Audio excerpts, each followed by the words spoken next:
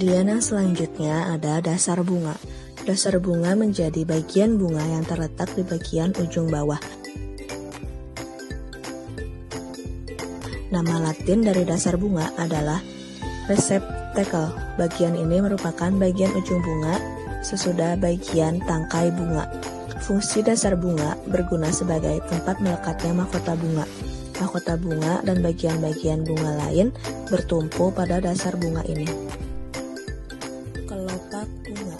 Kelopak bunga atau disebut sebagai kalik. Kelopak bunga terletak di lingkaran terluar. Bentuk dari kelopak bunga yaitu seperti lonceng. Fungsi dari kelopak bunga adalah melindungi mahkota bunga ketika masih kuncup dan akan terbuka jika mahkota mekar. Selanjutnya adalah mahkota bunga. Mahkota bunga atau disebut sebagai corolla merupakan bagian bunga yang paling mencolok. Bentuk dari mahkota bunga ini seperti trompet. Fungsi mahkota bunga yaitu untuk menarik serangga.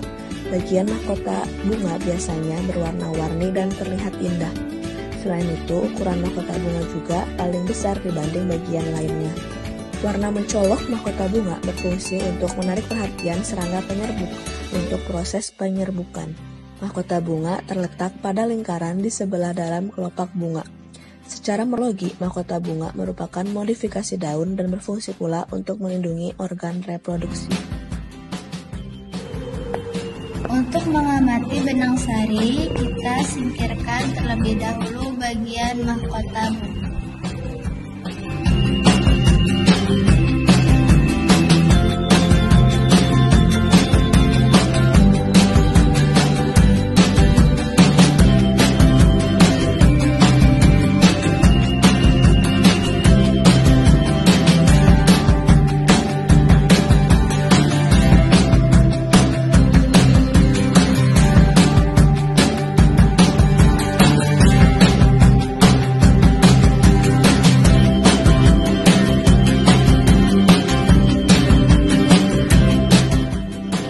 Selanjutnya adalah benang sari.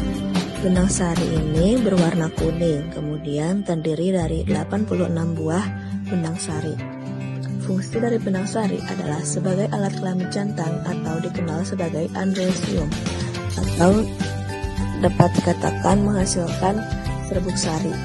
Benang sari ini umumnya terdiri dari 3 bagian, yaitu tangkai sari atau filamen, yaitu bagian benang sari yang membuat posisi kepala sari berada cukup tinggi dari bunga untuk membantu proses penyerbukan bunga. Kemudian yang kedua ada kepala sari atau antera, yaitu bagian paling ujung dari tangkai sari dengan ruang-ruang untuk dapat menampung serbuk sari.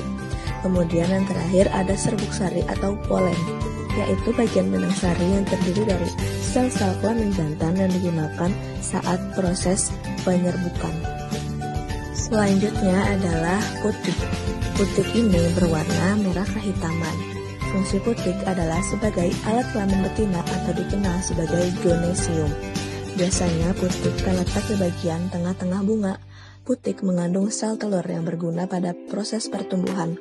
Putik terdiri dari 3 bagian, yaitu tangkai putik atau stilus, yaitu bagian putik yang membuat posisi kepala putik berada cukup tinggi dari bunga untuk membantu proses penyerbukan bunga. Kemudian yang kedua ada kepala putik atau stigma, yaitu bagian putik yang paling ujung atau pucuk dari putik. Kemudian yang ketiga ada bakal buah atau ovarium, yaitu bagian putik yang mengandung sel telur dan terletak di dasar bunga. Saya telah tangkai benang sari untuk melihat bagian ovarium.